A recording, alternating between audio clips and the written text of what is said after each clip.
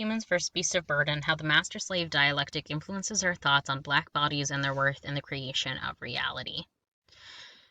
First, let's start with Hegel's Phenomenology of Spirit.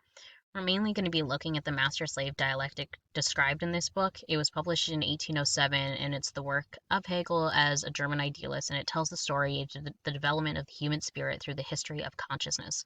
We'll look at how the relationship between the master-slave can determine the ideas one holds of oneself and of the other.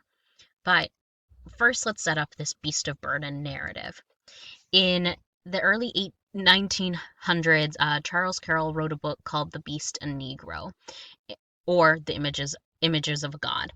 And in this book, he demonstrates the popular theory of servitude and says that through biblical evidence and evolutionary evidence, we see that Black individuals are actually not on the same evolutionary level as white individuals, stating that they could be closer to Cain's offspring or animals, or in this case, beast of burden. This goes on to influence politics, science, history, and today we'll be focusing on how that influences the medical field.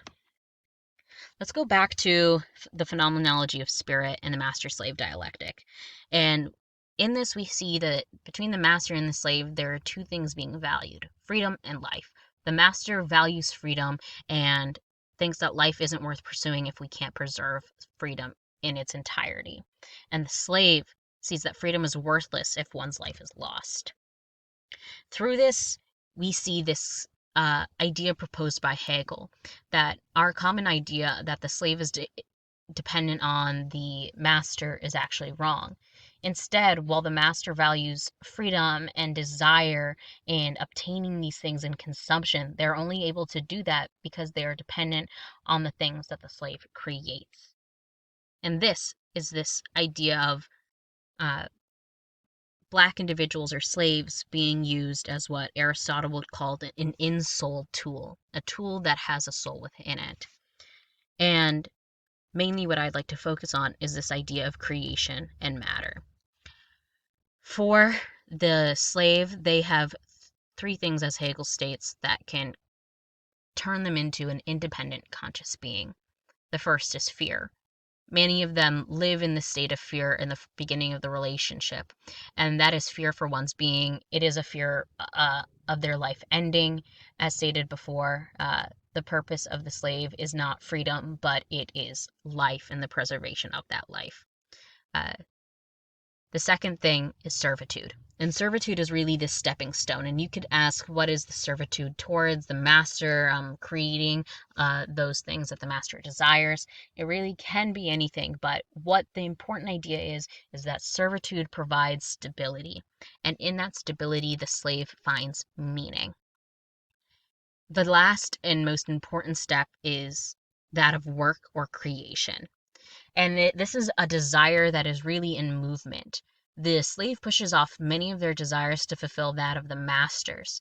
But in the creation of something, the slave sees their self reflected in that being, in that object, and sees themselves as an individual and no longer through the eyes of the master, allowing for that independence to be obtained. Hegel says that through work, one comes to see their own independence reflected in the independence of the thing they created.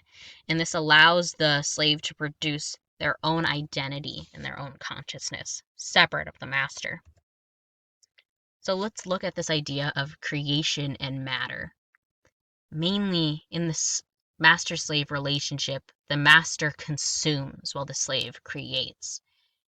And in this act of creation, we see that the world is now being shaped through what has been touched or what has been created. And all of that is through the hands of the slave. While it might be dictated what should happen or what should be created by the master does not understand the kind of nuanced details of it. You could say, go build a house, but it's the contractor and the builders who understand how the house works and how the foundations can be put up. You may pay for the home, but you did not build the home, so you don't truly understand how the home came to be. And as we continue the relationship of the master slave and it develops and it falls, and we find a world of former master, former slave, they are both independent men now. And both of these independent individuals now live in a world that is created only by the former slave.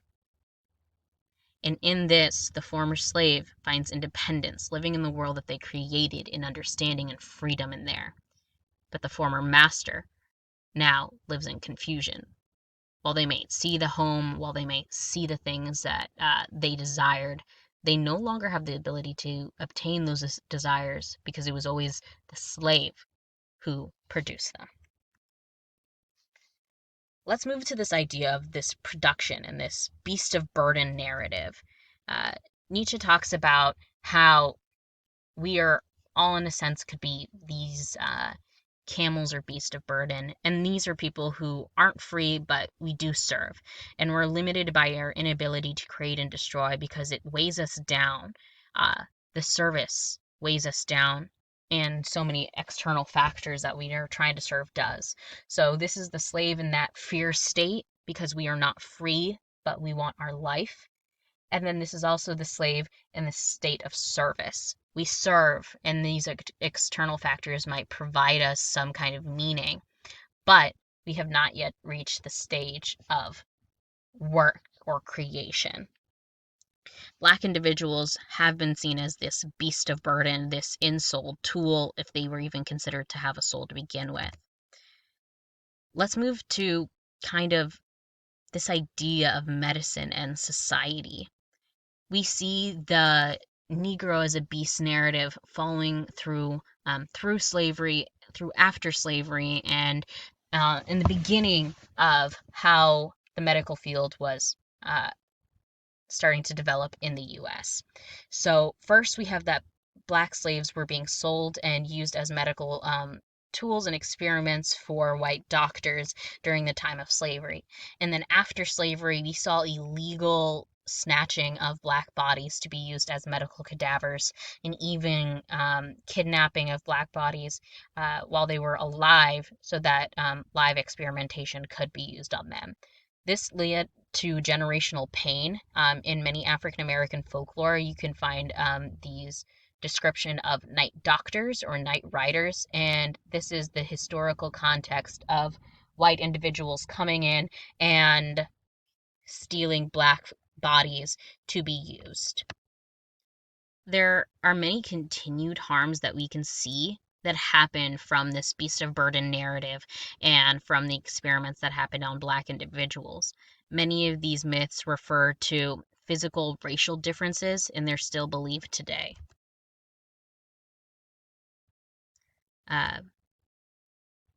Let's start with the perception. The perception of black bodies as less than human, as beasts of burden, these beasts that are able to do large work and feel less pain, has really influenced the medical field. The use of black bodies for experimentation while alive and while also being used as cadavers has led to a kind of devaluing and dehumanization of black bodies as merely insold tools, as things to be used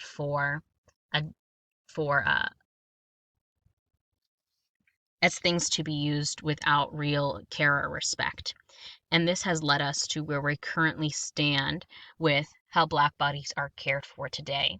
While there was clear and blatant racism and bigotry in the Negro a Beast writing of how black individuals are not really human, but they are these beasts, it seems to still subconsciously come into the medical field and politics and history today.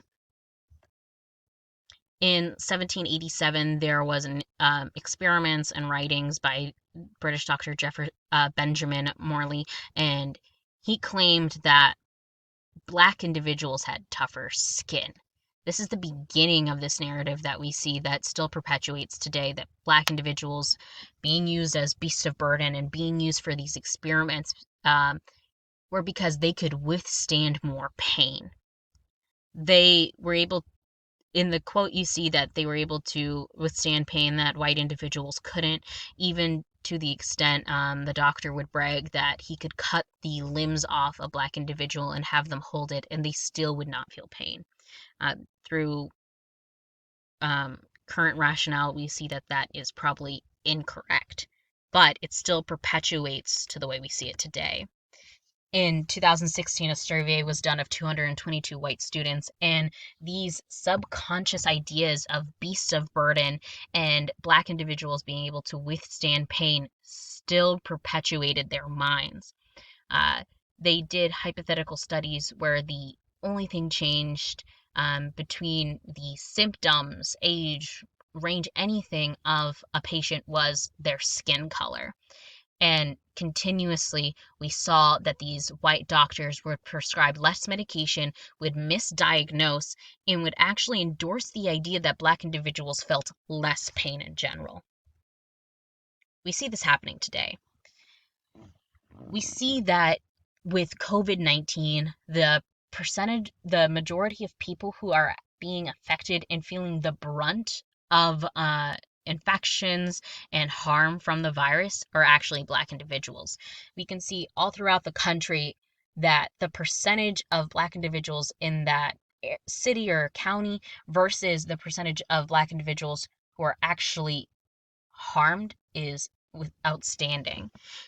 In Milwaukee County, we see the population of Black individuals is 26%, but the percentage of COVID-19 deaths that are Black are 73%. We see this reflected in Louisiana, Chicago, DC, Michigan, Florida, all of these places where these beasts of burden are the ones really holding up and feeling the pain of what is happening around us. We see this reflected in also infant and mother care. We see a larger percentage of Black mothers receiving little, late, or no prenatal care, twice as much as non-Hispanic white mothers. We see that this isn't a type of lack of care on the side of the mother. As you can see with mothers who smoke during pregnancy, it's more likely that a white mother would than a Black mother would. And we see this in infant mortality rates. You are twice as likely, sometimes 3 times as likely to die as a Black infant than you would a white infant. And the age of the mother is not relative to any of this, does not contribute to these statistics as much as some people might say. If Black women are getting pregnant at an earlier age, things like that, these misconceptions aren't seen in the data. Instead, it is merely the fact that that the Black mother will see more infant mortality than the white mother would, or in general, the people would. This beast of burden narrative, this invisibility and this consciousness is very interesting when you go back to the master-slave dialectic. The perception of Black individuals and bodies, the use of them and the care of them, how the misconceptions and pain tolerance, first written on by British doctors, have really led to our current situation where Black individuals are seeing less proper care in 21st century hospitals. There is this idea of invisibleness in the Black individual. In Invisible Man by Ralph Ellison, he states that I am an invisible man. Mainly, I am invisible because people refuse to see me. The master-slave dialectic, in the beginning, the master dictates what the slave is and who the slave will be. And if they find them to be invisible, they will be invisible. Here are some sources. Here are some special thank yous to many people that helped me in my research and in the creation of this project. Thank you. lastly, I'd like to just say that in this dialectic, we see that beasts of burden are mainly the ones who have to hold that weight, and it is the Black individual that does.